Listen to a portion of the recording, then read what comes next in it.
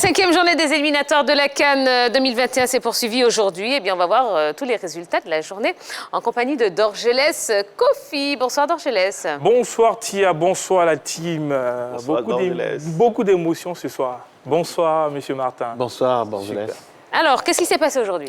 Eh bien, Tia, quelques matchs. On a eu d'abord Comores, Togo 0-0, Afrique du Sud, Ghana 1 but partout, Botswana contre l'équipe de Zimbabwe, victoire du Zimbabwe 1-0, Gabon contre la République démocratique du Congo 3 buts à 0, Gambie, Angola, victoire de la Gambie 1-0, Kenya, Égypte 1 but partout, Tia. D'accord. Allez, qu'est-ce que vous... Réaction, hein? Réaction, déjà, moi, j'ai choisi la rencontre entre le Gabon et la RDC. Sur papier, quand même, c'est la RDC qui partait favorite avec voilà, ce qu'on sait de cette équipe. Et j'ai fait un peu le lien avec le match de la Côte d'Ivoire face au Niger pour dire qu'aujourd'hui, il n'y a plus de petite équipe. On a vu l'équipe du Gabon battre la RDC. 3 buts à 0, même s'il y avait des Congolais qui n'étaient pas présents. L'équipe du Gabon n'est pas une petite équipe. On ne peut pas avoir dans une équipe. Non, mais par rapport Aubameyang, Lemina et vous êtes c'est une petite équipe. Par rapport à la RDC qui, quand même, sur ces dernières années, est une équipe qui arrive vraiment à franchir les phases de poule. Moi, je l'ai dit sur un plateau, je ne voyais pas comment la RDC pouvait se qualifier devant le Gabon. Je l'ai dit il y a un jour ou deux sur un média, je trouve que l'équipe du Gabon est une bonne équipe qui a eu juste un faux pas parce qu'il y a eu un incident lors d'un match où il y a eu un accueil quand même qui laissait à désirer. Mais moi, je trouve que cette équipe, on ne peut pas avoir dans une équipe des joueurs comme Aubameyang. Et à lui seul, il peut faire un match. Et donc, pour moi, vraiment, c'est pas du tout une surprise. C'est dommage que l'équipe de la RDC ait rencontré le Gabon parce que j'aurais aimé la voir également à la Coupe d'Afrique des Nations. C'est dommage, mais face au Gabon, vraiment, je vous assure, moi, je trouve qu'il y avait pas match. Mais quand on voit les résultats, Tia, quand on les voit comme ça, et qu'on ne les interprète pas, on a l'impression que rien ne s'est passé. Là, le Comores s'est qualifié pour la Coupe d'Afrique des Nations, c'est inédit.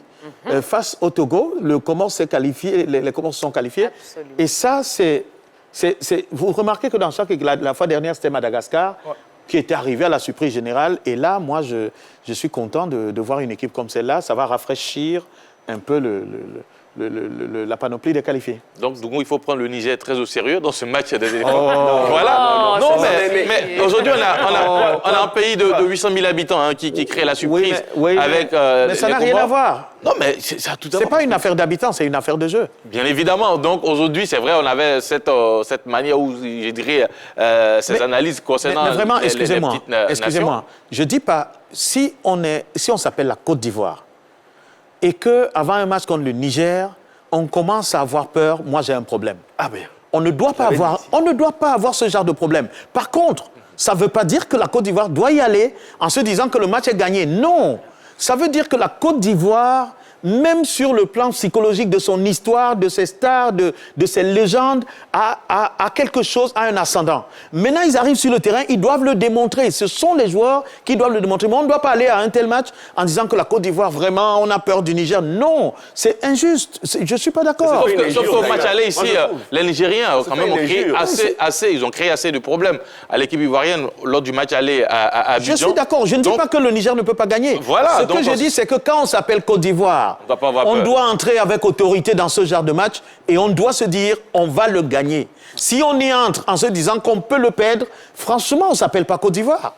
Et ce n'est pas la peine d'avoir un statut de grand pays africain de football. Et moi, ce que je voudrais ajouter au résultat entre le Gabon et la RD, il faut remarquer que l'équipe de la RD est en régression. Là, la dernière CAN, elle a eu du mal à se qualifier pour le second tour. Elle a terminé meilleure troisième. Et après, on sait ce qui s'est passé. Elle a été battue, je crois, par Madagascar. Et là, on n'est vraiment pas surpris de la voir en train d'être éliminé, de se faire éliminer par le Gabon. C'est tout à fait logique, c'est tout à fait normal. Parce que c'est deux équipes quand même qui ont des forces qui sont, je dis, similaires. Et sorti par le Gabon, c'est logique. Et le Kenya qui un peu partout face à l'Égypte, c'est quand même un bon résultat pour les Kenyans. Ça rend compte de l'émergence. Mais c'est fini, là. Voilà. Oui, ils sont déjà qualifiés. Même s'ils sont déjà qualifiés, c'est quand même pas mal de tenir en échec une équipe d'Égypte qui potentiellement est au-dessus du Kenya. Mais qui est venu chercher le point du Oui, mais ce n'est pas parce qu'on est déjà qualifié qu'on ne va pas obtenir les 3 points. Très bien, très bien, donc le Kenya quand même est à féliciter pour ce match nul. On félicite le Kenya. Voilà. Allez, bravo le Kenya. Allez, parlons des qualifiés, s'il vous plaît.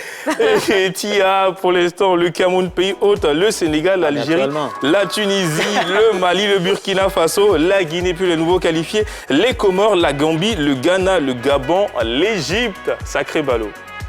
Bon, allez, merci beaucoup. Comment? Je n'ai pas compris le sacré ballot. Le sacré ballot, mais parce que le Kenya n'est pas qualifié. Oui, mais c'est un bon résultat. Il s'agit du résultat. Merci, ballot, merci. Sacré ballot. On ne va pas rester dessus 20 ans, merci. Vous avez commencé à l'évoquer, donc la qualification historique des Comores. Moi, j'aimerais bien avoir votre avis à tous. Qu'est-ce que vous en pensez? Mais j'ai envie de dire. Voilà, à notre invité, s'il vous plaît. Merci. Mais on moi, sait recevoir en Côte d'Ivoire. Merci beaucoup. Mais d'abord, la seule chose qui fait que je prie Dieu que la Côte d'Ivoire soit au Cameroun en 2021, c'est que je veux voir Tia. Ah bah, ça. Et je chanterai pour vous. Ouais, mais voilà. Non, mais sérieusement, je crois que pour moi, quand je vois les premiers qualifiés, vraiment voir le Comore comme ça rafraîchit un peu. Ça crée un truc qu'on n'attendait pas et ça fait plaisir à tout le monde. Avoir toujours les petites nations qui n'étaient pas attendues et qui souvent font des beaux parcours. Oui, comme Madagascar à cette CAN. Et moi, je vois Cameroun, Sénégal, Algérie, Mali, Tunisie, Guinée, Burkina Faso, Gabon. Je vais dire que c'est évident. Gambie, peut-être pas. Égypte, c'est évident. Mais quand on voit Comores, moi, je suis content aujourd'hui. Même si j'ai une pensée pour mon ami Claude Leroy, entraîneur du Togo, je crois que ça va pas très fort et que peut-être ces jours sont comptés là-bas. C'est chouette. C'est chouette de voir ces nations se qualifier pour la CAN. Comores, moi, c'est mon coup de cœur de voir cette nation se qualifier pour la première fois. C'est inédit pour cette nation. D'ailleurs, je pense que lors du match qu'il remporte face à l'Égypte, il y a un commentateur comorien, j'ai dit, qui avait célébré cette victoire de façon historique et surtout avec beaucoup de larmes et de joie à la fois. Et je crois que c'est tout bénéfique. Parce que d'ailleurs, cette nation avait un petit souci avec les mesures qui ont été arrêtées par la France. Parce que la grande majorité de l'effectif des Comoriens vient du championnat de la France, donc de la Ligue 2, et puis, comment on a pu jouer, National, National 3e division. Donc c'était vraiment difficile. On se disait bien, est-ce qu'elle allait réussir à faire un bon résultat? Finalement, le match nul permet à cette nation de se qualifier pour la première fois de son histoire. Bravo, il faut saluer cette qualification. Oui, bravo aux Comores, et c'est une bonne nouvelle pour le football africain. C'est-à-dire qu'il y a des équipes qui émergent et ça offre une ossature intéressante pour faire face aux grandes compétitions internationales. Donc c'est une très bonne nouvelle pour le football africain. D'accord, très bien. Bon, parlons du fait que, on en a parlé ces derniers jours, du fait que les clubs français refusent de libérer leurs internationaux hors Union européenne. Qu'est-ce que vous en pensez, vous? Mais je pense que d'abord c'est une décision. Pas? Non, mais c'est une décision qui vient de la FIFA. Mais je pense qu'en France, on en fait toujours un peu trop parce qu'il y a des choses qui sont tapies et qu'on ressuscite dès qu'on a à la moindre occasion. Tia, je voudrais juste vous dire que la CAN se joue en janvier depuis des années parce qu'on voulait faire plaisir au championnat de France. Il faudrait qu'on le dise aux Africains pour qu'ils comprennent qu'on avait décidé de jouer la CAN en janvier parce que c'est à cette période que la France acceptait de faire une petite pause à l'époque sur son championnat. On a concédé ça. Et lorsque la FIFA n'avait pas encore imposé les dates FIFA et l'obligation de laisser les joueurs aller, beaucoup de joueurs africains n'ont pas pu faire de belles et de grandes carrières en Europe parce que quand ils venaient jouer en équipe nationale, ils rentraient, ils n'avaient plus leur place, pas parce qu'ils n'étaient pas bons, mais parce qu'on voulait leur donner une leçon. Vous ne pensez quand même pas que des joueurs comme les Abdoulaye Traoré et autres qu'on a connus en Afrique n'étaient pas... Mais c'est parce qu'ils étaient vraiment séquestrés et vivaient un certain chantage. Alors, lorsque cette affaire est arrivée, ça m'a rappelé tout cela et je me suis dit, il faut que la France arrête quand même de faire un peu trop. La France ne peut pas dire aux Africains, vous n'allez pas en Afrique parce qu'il y a la pandémie du Covid, alors qu'il y a plus de Covid en France que dans tous les pays africains. Je trouve que c'est pas juste. Et je trouve que lorsqu'ils lâchent, ils vous disent, ouais, mais maintenant, si vous devez venir, il faudrait un jet privé pour venir chercher les joueurs. Je trouve que là encore, c'est une moquerie. On ne peut pas dire en même temps que ce sont ces mêmes fédérations qui subventionnent l'Afrique parce que l'Afrique est un continent pauvre, et en même temps, on nous impose des attitudes qui sont difficiles à supporter.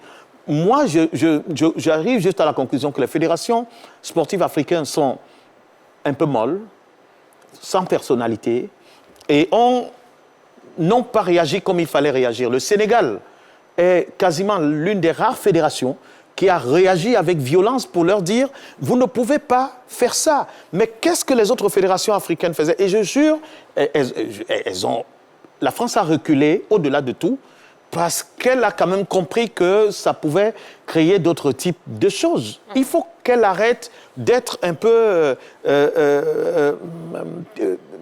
de multiplier ses humeurs sur le football africain lorsqu'ils éternuent, nous on doit s'enrhumer, et c'est pas possible qu'on continue comme ça. Il fallait donc que les fédérations, et moi je parle maintenant aux fédérations africaines, ça donne deux leçons. D'abord, elles doivent avoir la capacité à réagir, à montrer à la fédération française que les équipes nationales ne sont pas arrimées à leurs humeurs. Ça, c'est la première chose. La deuxième, c'est qu'elles doivent comprendre que leurs équipes nationales ne doivent pas simplement être adossées sur des professionnels, entre guillemets, qui jouent en France. Il faudrait que même dans les championnats locaux, on arrive à entretenir de façon permanente les joueurs, organiser des regroupements pour être compétitifs. Moi, j'ai vu une équipe comme le Sénégal. Si cette mesure n'était pas... Si la France ne revenait pas sur cette décision, je ne suis pas sûr que le Sénégal aurait fait le match. Parce que sur 23 joueurs qui étaient sélectionnés, quasiment 22 ou 20 venaient de là. Et ça, c'est compliqué. Et vous voyez, par exemple, c'est vrai que la décision ne concernait pas que les Africains, parce que Memphis Depay, qui est à Lyon, a même fait un post pour dire à la France, mais est-ce que vous pouvez me permettre enfin d'aller jouer pour mon pays, qui devait jouer en Turquie? On arrive à dire aux joueurs de ne même pas traverser l'Union européenne. Mais les frontières ne bloquent pas le virus. Mais est-ce que vous comprenez le silence des fédérations? Non, je ne comprends pas. Et de la Confédération africaine? Non, je ne comprends pas. C'est que, j'ai dit quelque chose aujourd'hui. Les fédérations africaines ont toujours l'impression qu'elles ont besoin de babysitting.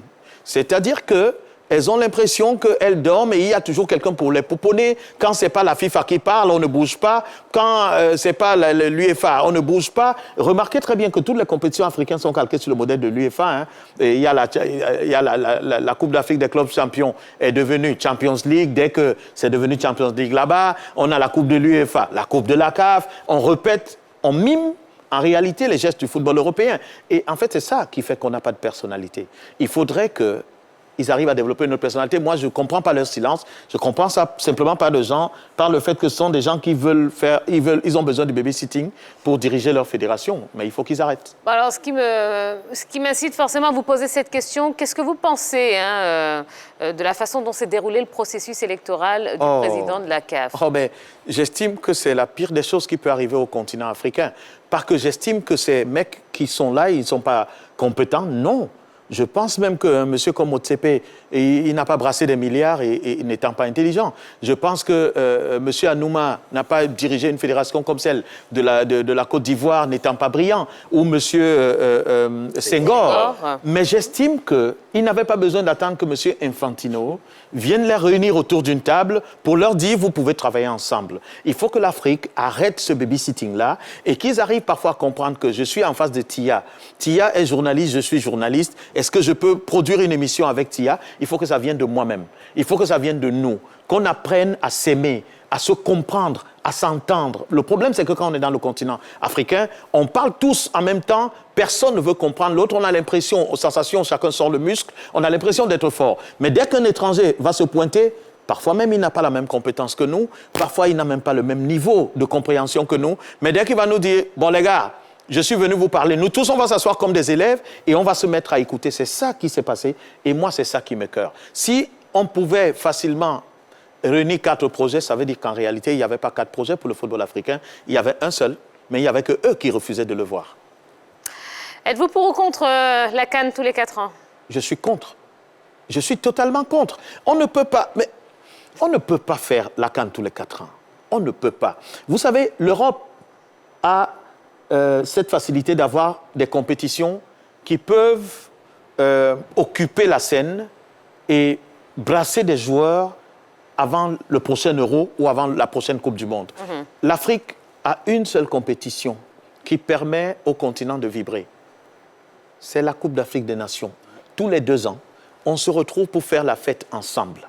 Et c'est pour ça que je ne suis pas non plus d'accord avec la CAN en jouant dans l'absolu. Pourquoi? Parce qu'en Afrique, il pleut. En janvier, nous, on veut voir les tias qui arrivent à la CAN avec des tenues d'été. On ne veut pas les voir avec des manteaux partout. On veut voir des belles femmes au stade. Et il ne faudrait pas qu'on nous empêche de voir ça. Et c'est pour ça que je dis que tous les 2 ans, l'Afrique a besoin d'argent. Les fédérations africaines ont besoin d'argent. La CAF a besoin d'argent. La CAF n'a pas le même niveau de richesse que l'UEFA. Si vous lui enlevez la CAN tous les 2 ans, c'est que vous privez la CAF d'un maximum de ressources qui ne vont pas s'expliquer. Et donc moi, tous les 2 ans, on doit jouer cette compétition. Et on doit même la jouer en janvier, février, quand il y a le soleil. Absolument. On a besoin de vivre notre fête. Allez, j'offre la dernière question à notre invité. C'est pour Henri Jo ce soir. Allez-y. Alors justement, parlons de cette CAN 2022 du côté du Cameroun. Parce qu'aujourd'hui, au plan organisationnel, on peut dire que le Cameroun est prêt à accueillir les 24 nations. Ah, j'attendais cette question.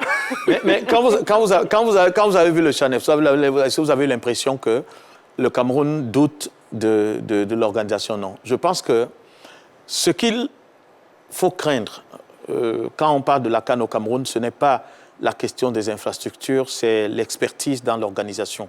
Il faudrait que mon pays s'étoffe un peu plus dans l'expertise. Maintenant, en termes d'infrastructures et de stades, je crois que le Cameroun a quasiment bouclé ce chapitre. Il y a le stade d'Olembe qui n'est pas totalement terminé. On espère qu'il sera terminé d'ici à là. Mais en réalité, je ne vois pas pourquoi le Cameroun n'abriterait pas cette Coupe d'Afrique des Nations. Et puis, il faudrait qu'on intègre quelque chose quand même dans les Coupes d'Afrique des Nations. J'entends, nous-mêmes Africains, dire « Ouais, mais on est en train d'accueillir la CAN. Il y a telle route qui a encore les nids de poules partout. Il y a telle... » Ouais, mais ce n'est pas la CAN qui va développer nos pays. La CAN, ce qui est important, c'est qu'on accueille l'Afrique pour, en fait, faire un brassage d'émotions. Il faudrait qu'on arrive à vivre ça. Après, maintenant, les gouvernants, ils doivent se battre pour améliorer 2 ou 3 choses. Mais je répète que beaucoup de pays africains peuvent accueillir la CAN sans qu'on leur impose le stress que je vois ici et là. Regardez les pays comme le Gabon qui ont accueilli 2 fois la CAN en 2012 et en 2015. Aujourd'hui, vous trouvez des stades en friche. Est-ce que c'est logique que quand on a accueilli une CAN, on trouve les stades en friche? Je trouve que ce n'est pas juste. Donc, si on fait une CAN, c'est pour développer le pays. Et si on fait une CAN pour qu'on ne puisse même pas utiliser le stade parce que les cahiers de charges sont surélevés, ça pose un problème. Je pense que beaucoup de pays africains, même à l'état actuel, peuvent accueillir la CAN et le Cameroun est prêt, de mon point de vue, pour accueillir cette compétition. Mais maintenant, il faudrait juste reparamétrer les questions d'expertise dans l'organisation. Merci beaucoup.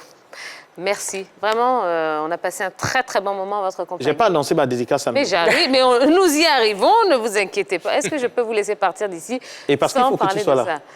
Bon, ça, on négocie ça hors antenne, avec la chanson, évidemment. On rappelle déjà donc cet ouvrage, hein, Debout. Ça, c'est la version française, Debout. La version anglaise, This Weakness, My Strength, qui est là, qui est disponible à Abidjan. Le rendez-vous donc pour la dédicace, c'est quand? Dites-nous tout. Le rendez-vous, c'est samedi à 14h. Je vais présenter le livre à la Côte d'Ivoire. J'ai choisi avec ma maison d'édition KED Publishing, la Côte d'Ivoire, comme le premier pays où on devait faire la dédicace, parce que c'est une terre de culture et parce que j'espère pouvoir voir toutes les belles femmes et tous les beaux garçons de Côte d'Ivoire à cette dédicace. Et si je ne le vois pas, je vais aller dire que j'ai été bien accueilli sur les plateaux, mais mal accueilli en dehors mais non. des plateaux. Non, donc c'est à 14h. à Cap-Sud, il y a beaucoup de personnalités qu'on attend. Tia et son équipe, Samuel Eto'o et beaucoup d'autres encore. On espère vraiment, vraiment que ça va être une belle fête. Je veux partager mon expérience. Je veux que ceux qui ont perdu l'espoir viennent au magasin de l'espoir pour prendre ce qui leur appartient et pouvoir s'oxygéner encore un peu plus. Merci beaucoup, Martin Camus. Eh bien, en tout cas, comme on dit chez nous, Akwaba, donc bonne arrivée en Côte d'Ivoire.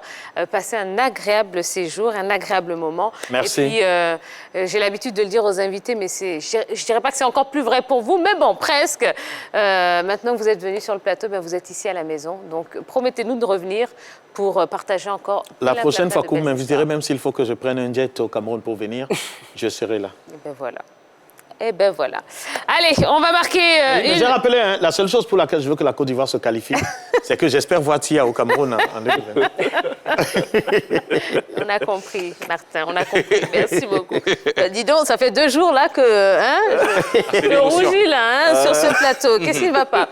Allez, on va marquer une toute petite page de publicité. Voilà, dans un instant, eh bien, on va se retrouver pour parler des éliminatoires de la Coupe du Monde au Qatar 2022 avec la France qui a calé d'entrée. On vous explique tout, donc ne bougez surtout pas, on revient dans quelques instants.